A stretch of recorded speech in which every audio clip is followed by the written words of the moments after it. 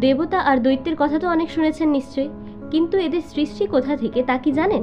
তাহলে শুনুন। হিন্দু মাইথোলজিতে শিবপুরাণ, ভগবত পুরাণ ও মহাভারতের আদি পর্ব অনুসারে ব্রহ্মার পুত্র দক্ষ ও আশিগ্নি বা পঞ্চজনীর প্রায় ৬০ জন পুত্রী ছিল। এদের মধ্যে দুজন হল দিতি আর অদিতি। কথিত আছে ঋষি দক্ষ দিতি ও অদিতি সহ তার ১৩ জন কন্যার বিবাহ দিয়েছিলেন কাশ্যপ মুনির সঙ্গে। যখন কাশ্যপ মুনি দিতি ও অদিতির সঙ্গে জঙ্গলে বসবাস করতেন, তখন তিনি অদিতির সেবায় খুশি হয়েছিলেন এবং তাকে তিনি বর চাইতে বলেছিলেন। অদিতি তখন ঋষির কাছ থেকে একজন আদর্শ পুত্রের বর চেয়েছিলেন।